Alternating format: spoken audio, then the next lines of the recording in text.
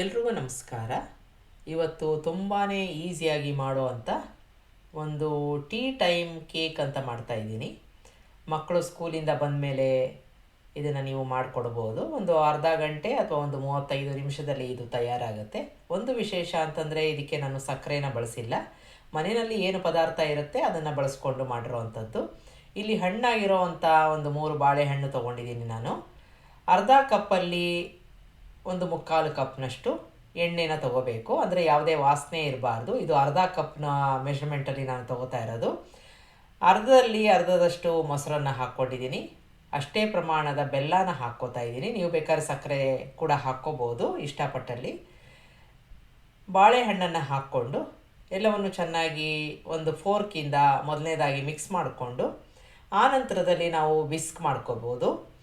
ಇದನ್ನು ಈ ಥರ ಎಲೆಕ್ಟ್ರಿಕ್ಕು ವಿಸ್ಕರ್ ಇದ್ದರೆ ನೀವು ಮಾಡ್ಕೋಬೋದು, ಇಲ್ಲ ಅಂತಂದರೆ ಕೈಯಲ್ಲಿ ಕೂಡ ನೀವು ಮಾಡ್ಕೋಬೇಕು. ಈಗ ಇದು ಎಲ್ಲ ಚೆನ್ನಾಗಿ ಬೆರೆತ್ಕೋಬೇಕು. ಅಂದರೆ ಎಣ್ಣೆ, ಮೊಸರು, ಬೆಲ್ಲ ಎಲ್ಲವೂ ಚೆನ್ನಾಗಿ ಬೆರೆತ್ಕೊಂಡಿದೆ. ಈಗ 1 ಕಪ್ನಷ್ಟು ಗೋಧಿ ಹಿಟ್ಟು, 1/4 ಟೀ ಸ್ಪೂನಷ್ಟು ಬೇಕಿಂಗ್ ಸೋಡಾ, ಅರ್ಧ ಟೀ ಸ್ಪೂನಷ್ಟು ಬೇಕಿಂಗ್ ಪೌಡರು, 1 ಚಿಟಿಕೆಯಷ್ಟು ಉಪ್ಪನ್ನು ಹಾಕ್ಕೋತಾ ಇದ್ದೀನಿ. ಎಲ್ಲವನ್ನು ಜರಡಿ ಹಾಡ್ಕೊಂಬಿಡೋಣ. ಇದು ತುಂಬ ಮುಖ್ಯವಾದ ಅಂಶ. ಈಗ ಜರಡಿ ಆಡ್ಕೊಂಡ್ಮೇಲೆ ಹಗುರವಾಗಿ ಇದನ್ನು ಮಿಕ್ಸ್ ಮಾಡ್ಕೋಬೇಕು. ತುಂಬ ಒತ್ತೋದು ಬೇಡ, ಇಲ್ಲ ಅಂತಂದರೆ ತುಂಬ ಗಟ್ಟಿಯಾಗಿ ಬರುತ್ತೆ ನಮ್ಮ ಕೇಕು. ಆಮೇಲೆ ಹಗುರವಾಗಿ ಕೈಯಲ್ಲಿ ಇದನ್ನು ನೀವು ಮಿಕ್ಸ್ ಮಾಡ್ಕೋಬೇಕು. ಈಗ ಸ್ವಲ್ಪ ಗಟ್ಟಿಯಾಗಿದೆ, ಹಾಗಾಗಿ ನಾನು ಕಾಯಿಸಿ ಆರಿಸಿರೋ ಅಂಥ ಅಂದರೆ ರೂಮ್ ಟೆಂಪ್ರೇಚರಲ್ಲಿ ಇರೋ ಅಂಥ ಹಾಲನ್ನು ಹಾಕ್ಕೊಂಡು ಮಿಕ್ಸ್ ಮಾಡ್ಕೋಬೇಕು. ತುಂಬ ನೀರಾಗೂ ಅಲ್ಲ, ತುಂಬ ಗಟ್ಟಿಯಾಗೂ ಅಲ್ಲ. ಈಗ ಮಿಕ್ಸ್ ಮಾಡ್ಕೊಂಡಿದ್ದೀನಿ. ಇದಕ್ಕೆ ವೆನಿಲಾ ಎಸೆನ್ಸ್ನ ಹಾಕ್ಕೋತಾ ಇದ್ದೀನಿ. ಇದು ಆಪ್ಷನಲ್ಲು, ಬೇಡದೆ ಹೊರಗೆ ಸ್ಕಿಪ್ ಮಾಡ್ಬೋದು.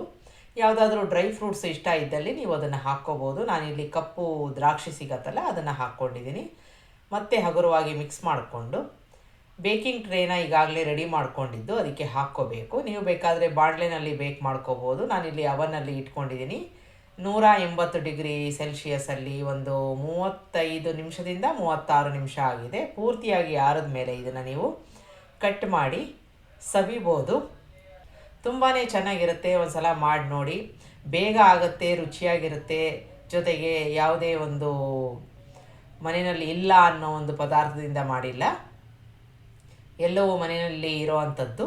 ನಿಮಗೆ ರೆಸಿಪಿ ಇಷ್ಟ ಆದಲ್ಲಿ ಲೈಕ್ ಮಾಡಿ, ಶೇರ್ ಮಾಡಿ, ಕಮೆಂಟ್ ಮಾಡಿ, ನನ್ನ ಚಾನಲ್ಗೆ ಸಬ್ಸ್ಕ್ರೈಬ್ ಮಾಡಿ. ನಮಸ್ಕಾರ.